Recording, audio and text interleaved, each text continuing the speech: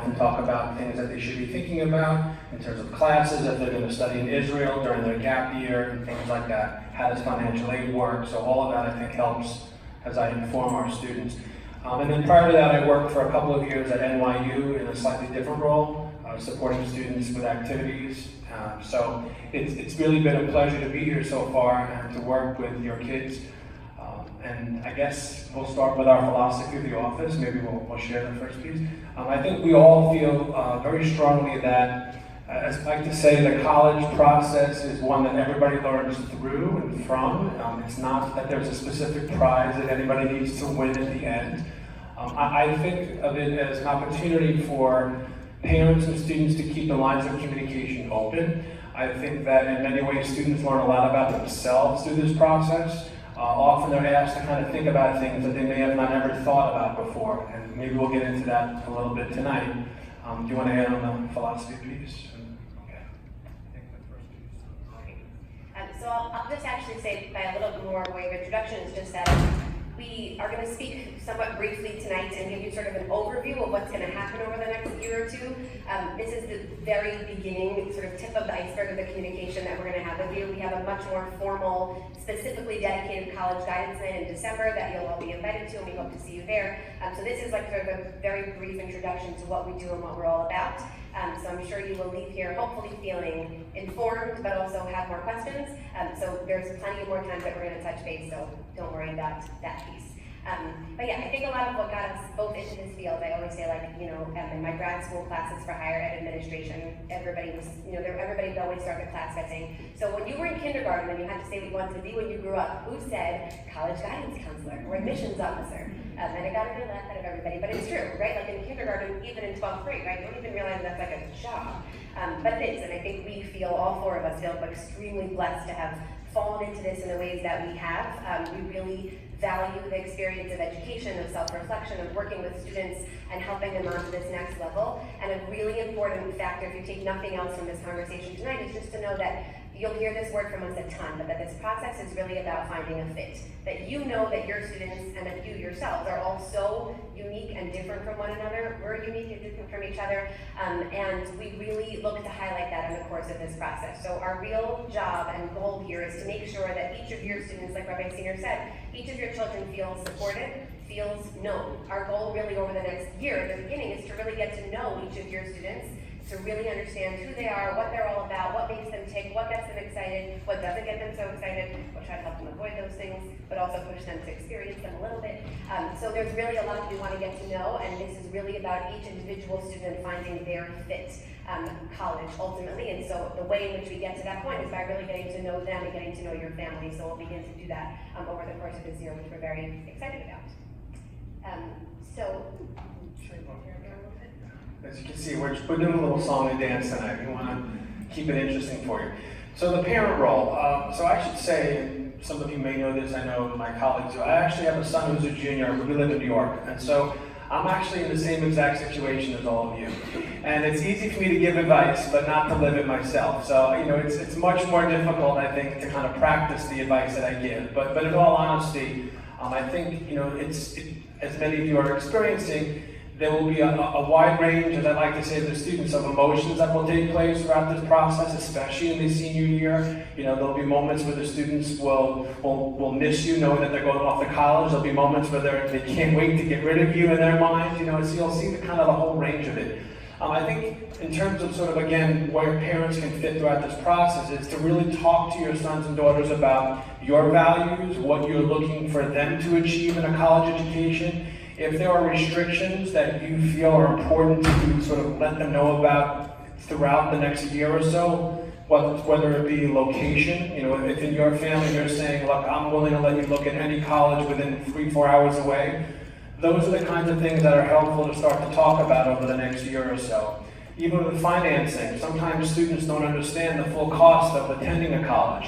And so to begin to have that discussion about what college is or the cost of things and what can be supported and what can't will really help to kind of have those discussions earlier on before your sons and daughters start to apply to schools at this time next year. The only other piece I want to talk about in terms of the parent role is the kinds of things that you could start to be thinking about. In the next let's say 2 to 3 years, most of your sons and daughters will be on a college campus, and most of them will be, for the first time, kind of on their own, advocating for themselves. And most colleges are not going to want to talk to the parents if there's a problem between your son or your daughter and their college professor, right? So here is obviously a little bit of a different situation, as I know I have a son who's a junior, so if there's an issue with school, we can get involved, we can talk to our son or daughter and say, here's what we should do. Well, in college, as you know, you can't call the professor. They're not going to talk to you. In fact, there are even some federal laws that can prohibit how much schools can talk to you once your kids are in college. So the point is just that it's a good opportunity for your kids to start to learn how to advocate for themselves, and the college process is kind of one way to do that.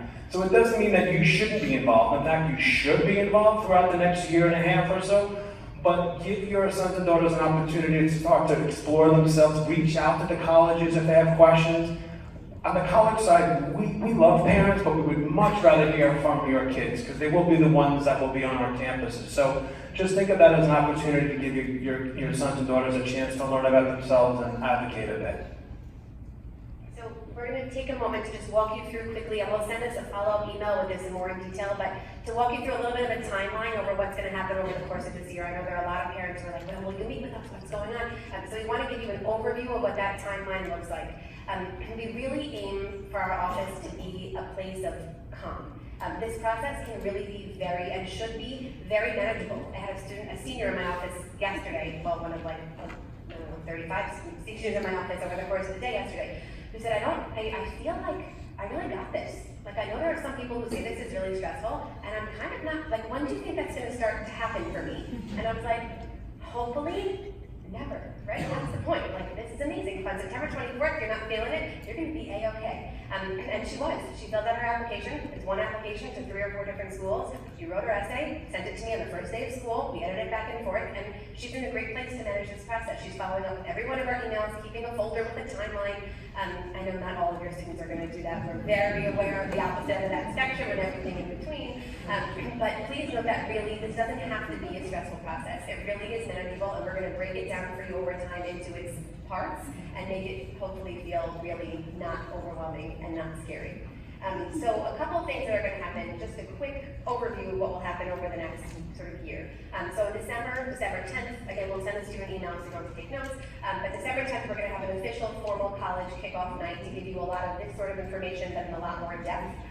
So stay tuned for that. Then right after winter break, we're going to start having individual meetings with students to begin to really, we're really like, I would say knee deep, but we're like shoulder deep, would you say, with the seniors now? We're about to be like totally done under because they have huge deadlines coming up right now. So you'll see next time this year, we'll be very engaged with your students at every moment of the day. So right when they get back from winter break, we will have signups for every student to come in and spend an hour with their college guidance counselor. And really then we have a questionnaire we'll send them. We have a questionnaire we'll give to you to work on. We'll meet with just the student alone first to really get to know them and get to understand what they're all about. Then we will invite parents in to come and have a second meeting of the parents with their student with us. To again, an hour-long meeting to really get to know you, understand your family's values in this process, what you're looking for, and help have sort of a beginning conversation that will then enable us to begin to build a preliminary list of colleges that will remain fluid for a while, not too long, but for a while. And so we'll really sort of walk you through that's when this gets like really individualized and detailed. At the end of May, we then have a college fair. At the end of May of this year, we will have a college fair. This is like our big signature college night. It's very exciting. We have admissions officers from like 30 or 40 different colleges who all come to Frisch. We change up the presentation a little bit every year, so we'll see how it lands this year. But they will all give presentations about their colleges that you can attend and learn from and hear more about. And then we'll all be set up in like a college fair sort of setting so that you can walk around to the different schools, get brochures, have a conversation. Often the person who comes to that from a specific college is the person who will be reading the applications that your students submit. So it's a really good way to sort of get those conversations flowing and get your questions answered. We then also have an alumni panel about a week later in May, just for the students during the day, but we have several alums who come in from all over the country. It's really exciting, from different college campuses, to talk to the students about Jewish life on their campus and what the experience is like transitioning to a college campus, what it's like on a college campus, and again, can really help the students sort of figure out what the nuanced differences are between campuses and what will be the right fit for them. Then at the end of, well, I'm not going to go too much farther than that. That takes you kind of through junior year roughly. I'm going to stop there. a couple of other points. So we realized that this was a good opportunity for us to talk about the junior year in terms of what your kids could be doing and thinking about. And when we met with the students who were juniors in January of last year, which we'll be doing with your sons and daughters in a few months, we realized that it was better to talk about this one issue now, which has to do with putting in the work and continuing to work as hard as they can through their classes. And I know it sounds simple, but as many of you realize, if you've had other sons or daughters or family members go through the college process, by the time your sons and daughters apply to college in the fall of their senior year, they really don't have much of their senior year program that the colleges are going to review in terms of grades. There are opportunities to have mid-year grades in, and sometimes we can get progress reports, but the point being that this is really the last year for them to give it their all. And their best chance to help themselves in the college process is to have the strongest GPA that they can really handle, right? So most colleges will tell you, if you survey 100 colleges, probably 95 will tell you that as a standalone indicator of first-year success in college, the transcript is the most important thing that they look at, first and foremost. So we can't impress upon that enough to your sons and daughters, but saying it to you, hopefully, as a partnership, we'll all be able to get that point across. The other thing that I think is important, as Rabbi Cedar said, is this idea of partnership. So if there are things about your sons and daughters as we start to work more closely with them that you want us to know, feel free to let us know. As Ms. Bellini said, you'll have a questionnaire that you can fill out, which will be very helpful for us as well. But feel free, the lines of communication are always open. If there's something you're concerned about, the process itself or how your kids are handling it, please stay in touch with us, because the more we work together, I think, the better it can be. A few more things just to kind of think about for the next few months. We've had a lot of questions about activities and what can my sons and daughters do to kind of help themselves get the best chance of being admitted. So we like to say, before we make that the end goal, right, we would encourage students to continue with the activities that they feel strongly and passionate about. So when you think about the college application as a way to reflect who you are as an individual, the students that have stayed with the things that really matter most to them, it really becomes very transparent, and their applications have a lot of integrity to them. And our letters of recommendation and the teacher's letters of recommendation kind of all flow together. When you try to add things because you think it's going to look good, it just often doesn't fit right in the application. So I agree with what Rabbi Senior said, that we should be joining activities if you don't have them. But if your sons and daughters have been involved with activities, whether they're here at Frisch or in your community, and they really feel strongly about them, those are the things they should stay with, because those are the things that will really come across in their college application. The last thing I just want to say is we've also got a lot of inquiries about summer experiences and summer opportunities. So just like there isn't one college that's right for every student, right? And just as you know, as parents, you have to push and pull at different times of the day and the week and the month, because every child, for those of you that have more than one, every child needs to be handled differently. I think the recommendation we can give to you about what your sons and daughters should be doing over the summer is very specific to the needs of your child. So some students have already asked about research experiences, internships, college options, and we have a list that we'll be able to share probably in the next few weeks, which will just list what we know of in the area with some websites and some basic descriptions of the summer experiences. But we don't want people to feel that's what their kids must do. So, keep in mind that there are some students who have been involved with camps, Sigway camps for years, and this is what they want to do, and we have no problem with them doing that. So it's really going to depend upon, I think, ultimately the goals of your kids. And if you have further questions, have your kids come and speak to us, and we can kind of give them some guidance in that regard. I think Rabbi Cedar was the person who said this to me last year.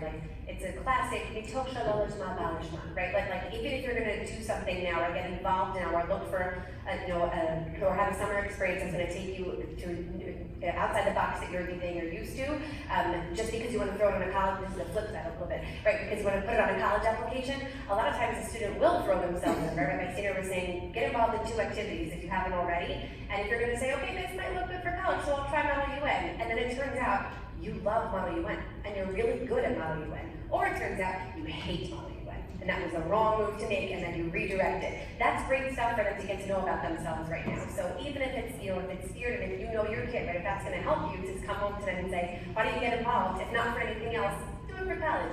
That's a great way to help them, like, sort of continue to discover some of their passions and interests, and all that good stuff there. But yes, I think it's important to keep in mind, of course, every kid is unique and individual. So again, talk to your own children about this, and you're welcome to talk to us about it as well.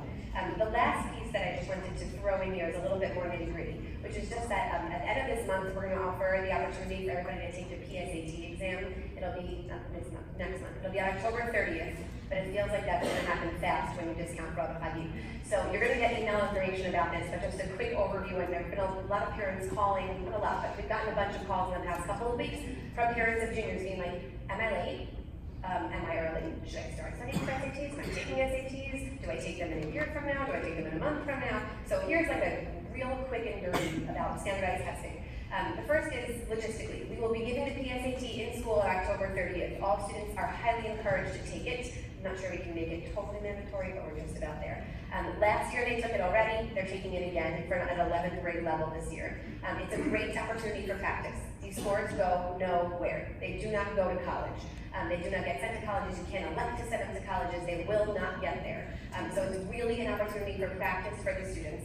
For the SAT itself, there are many students who will take the ACT, of course. It's a good, also just a stamina builder. It's like sort of running a small race before a marathon. It's good to be able to sit in a room for not many hours. It's not the most ideal situation, but to get used to what that feels like, to build up the stamina to sit through these tests and feel like you can focus through them. So we will be giving that exam, and again, on October 30th, and we'll send out an email about the fee and all that exciting stuff. We will not be formally giving, like we did last year, we will not be giving it to juniors, a formal ACT exam. We do have mock exams in our office, so if a student wants to take it under time conditions, they can certainly come to our office and grab an ACT exam. Most students tend to take, and last year we had a presentation as 10th grade parents, hopefully a lot of you got to be there, about standardized testing, so I'm not going to belabor this too much, and we'll send those notes back out this week to all of you. Sort of the differences between the two tests, there are a couple of logistical differences that may make one feel better for somebody over another. Most students tend to score quite similarly on the practice of an SAT and an ACT. So it's about, if you feel, so a lot of times for a student, it's less about the score on those mock exams than it is about the actual feel of sitting through that test. Did you feel like you're running out of time? Did you feel like the science section on the ACT was really not the way that your mind works?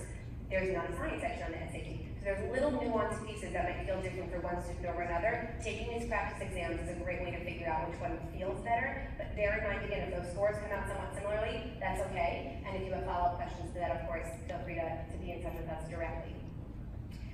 Most students tend to take on an average timeline. Most students tend to take an ACT or SAT officially for the first time in the spring of their junior year. So, no, you are not late. No, you are not too early to begin thinking about this. You, again, like everything else, this is a very individualized process. Some of you might say, I think the best thing for my child is to have them enrolled in an SAT prep class that lasts for a while. And they have to go to that class and be accountable to get the homework done and show up at that class. Some of you might say a class is not going to make my child feel accountable. Instead, I think having an individual tutor show up at my house once every couple of weeks or whatever it is going to work for us. And some of you might say, you know what, Khan Academy is free and linked up with College Board, and your child can actually set up an account for themselves there. They can match their PSAT last year. We can help you do it. It's very self-explanatory. Where you can set it to sort of say at 5:30, an alarm's going to go off. You're going to get an email that's going to say, okay, it's SAT prep time, and it'll give you 30 minutes of questions that you will sort of in the section that you want to work on. So there's lots of ways to go about this SAT practice or ACT practice. There's not one right way to do it, and you are not behind on the timeline. So don't worry on that piece. Again, we will send you a lot of information about how to register for those official tests, what the dates and deadlines are. They're going to get a whole bunch of info from us later this week. So stay tuned for all of that. I hate to end on the note of standardized testing, so I'm going to end on the note of we are very, very excited about this process.